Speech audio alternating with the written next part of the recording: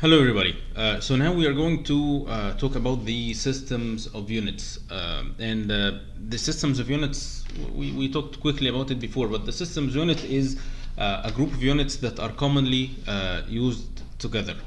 And this is something that is being used because there's something makes dealing with units easier. So for example, if you know that you are using for example kilogram for mass, then you know that you are using meter for distance, you are using second for time, and so on. So this makes the dealing with units much easier and much quicker. And usually, as we said, the systems of units makes the use of these units together very common.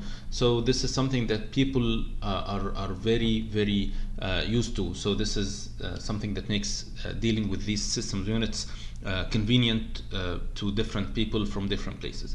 So before talking about the system of units that we use, we need to know what are the components, or what are these systems of units consisting of.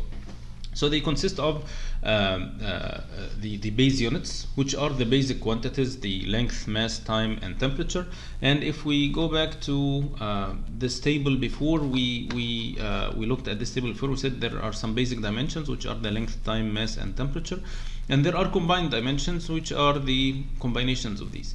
And we said that for basic dimensions, we have different units depending on the system that we use. So there are basic units for mass, length, time, and temperature. There are multiple units. The multiple units is similar to the base units, but it is the multiples or the fractions of this unit. So for example, if we have the base unit is meter for length, we have milliliter and we have kilometers. They all represent distance or length, but one of them is 1,000 times, and one of them is 1/1000, the meter. So these are what we call the multiples. It's exactly like the minutes, hours, and for seconds, and milliseconds for seconds. And there are the derived or combined units, which are the units that are resulting from the multiplication or division of base units, and we talked about these before. So the commonly used system of units, there are many of them, and it's something that you can do yourself. You can put any combination of units together and say that I came up with a new system of units. But of course, nobody is going to use it except you. So we tend to use the commonly used system of units because this is what people use a lot. So the commonly used system of units, there are three systems. The first is the SI units, or the International System of Units. It's called SI because it is in French. It's Système International d'Unité. So this is the SI units, which is, I would say, the most commonly used system of units. There is another one which is similar to the SI units, which is the CGS unit, and its CGS stands for centimeter, gram, and seconds, and it's usually used in applications that require dealing with small units. So you're dealing with very small units. It's mainly affecting these three, and of course, whatever is dependent on them will be affected. For example, the force, the velocity, the power, and all of these things are going to be dependent on these three things: the centimeter, gram, and seconds. The last one, it's called the U.S. customary system, and this system is called the U.S. customary system. It's used to be called before the British system of units, and this British system of units is not being used in Britain at all right now. So it's being used in the U.S. So there were some small changes in the units that were made to this system, and it was renamed as the U.S. customary unit. So if you find an old textbook, or it's not very old, some textbooks still call it the British system of units, and we will see some of the units are called the British units. It's already called British, part of the unit, and we are going to go through this later in Java. Anyway, so what we're going to do is we will go through the SI systems, the SI unit system, and the US customary system. CGS is going to be very similar, so we're going to talk about this quickly while we are talking about the unit conversion later. So let's start with the SI units. So for the distance, the base unit is the meter, and we have if you divide the meter into 10 parts, it's called decimeter, and then 100 it's called centimeter, and then millimeter.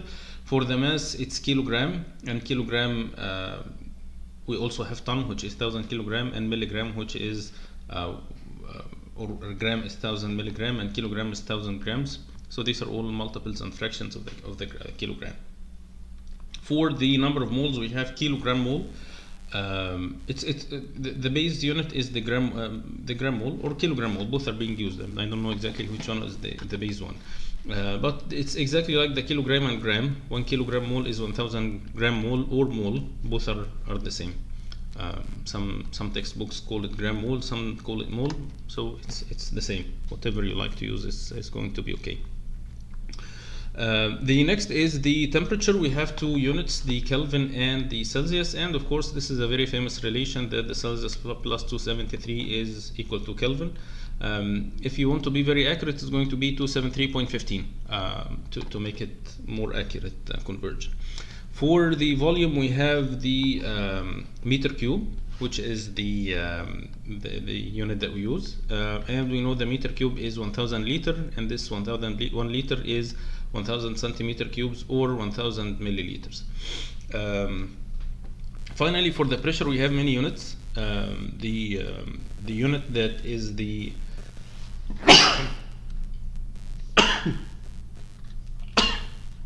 I'm sorry. So the unit that is the base unit is the Pascal, which is Newton per meter square.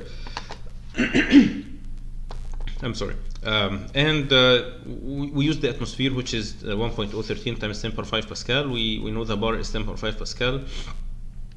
And we know 1 atmosphere is 760 millimeter mercury. All of them are commonly used in the SI unit system. So now there is one thing that is useful to know, which is the prefixes. So the prefix is a letter or two that we put in or before the unit. It's like here we put kilogram, we put kilogram mole, we put centimeter, we put milliliter. These M and C and D for decimeter, these all are prefixes. And this is the list of prefixes that we have. There are prefixes that are multiples, and there are prefixes for the fractions. So if it is 10 times, it's called da. It's not very common. The common for the multiples are starting with kilo. So we know kilo, we know mega, giga, especially for the hard drive capacities. This is how we define it. We have the byte, the kilobyte, megabyte, gigabyte, terabyte. These are all the multiples.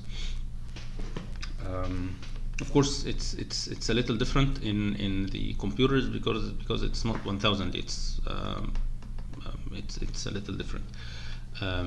It's 1024. So this is not exactly the same, but it's the same concept. It's a multiple. For the fractions, we have the deci, like decimeter is 10 per minus 1, centi 10 per minus 2, milli 10 per minus 3, micro 10 per minus 6. Usually the nano and pico and micro are used for very or applications that are dealing with very small dimensions, like the microfluidics, like the nano technology, or the field of nano engineering. So they deal with these very small scales of things. So anyway, so these are the prefixes. We can know them, and we now understand how to use them. The second system is called the British unit or the US unit system. And this system is the same. We have for the distance, we have foot and inch. The foot is 12 inches, the mile is 5,280 feet. We have the mass, which is pound, it's lb, and the symbol is lb, and it's equal to 16 ounces, which is oz. The number of moles, it's pound mole. It's like the gram and gram mole. We have pound and pound mole. The temperature is Fahrenheit and Rankine. R is for Rankine, which is the absolute temperature. The volume is foot cube and gallons, and this is the relation that we have for between the foot cube and gallons. And finally, the pressure, we use a unit that's called PSI, which is pounds per square inch. And we'll talk about this later to understand how we understand this unit.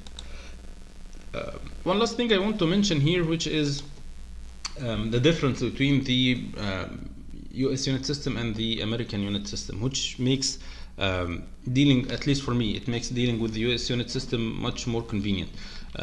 So the conversions are all easy. They are multiples of 10 or powers of 10. So either it's 10, 100, 1,000 and so on. So either from kilogram to ton, meter to kilometer, millimeter to meter, they're easy. And for the temperature, its scale is easy to understand. It is from the melting point of water to the boiling point of water, so it's easy to understand.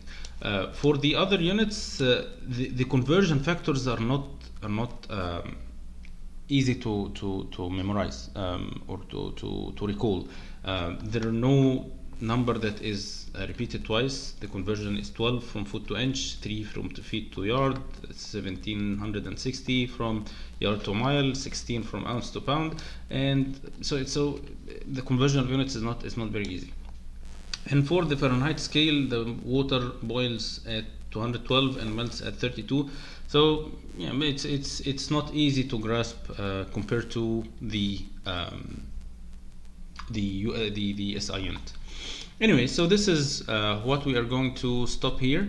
There is one last thing I want to mention, which is about the units. Does it affect the actual value of the quantity that we are dealing with? And to understand this, let's take a look at these three examples. You have a distance, you can express it at 10 miles or 16.09 kilometers. Whether you use this or this, the distance is the same. So it doesn't matter whether you put it this way or this way, it's the same. The same for a mass. If you have a mass that is measured as 5 kilograms or as 11.023 pounds, both are the same. So the way you are describing the mass doesn't change its actual value. The same here. If you look at this scale, this is a pressure gauge, so it measures the pressure. Here you have a scale from outside, which is in kilopascal, as it's written here, and you have a scale from inside, which is in PSI, which is the scale from 0 to 300, and this is from 0 to 2000. So, for example, if the scale is or this gauge is reading 1400 kilopascal, it's also reading around 200 psi. So the pressure, whether you express it as 1400 psi or 200 200 psi or 1400 kilopascal, it's the same. It doesn't matter. It just depends on how you are expressing this. So the answer to this question is no. The unit conversion doesn't affect the actual value, and that's why it's important. It's very, very important to know how to convert a unit from a quantity from one unit to another, because this conversion makes it easy for you to keep the value of the quantity.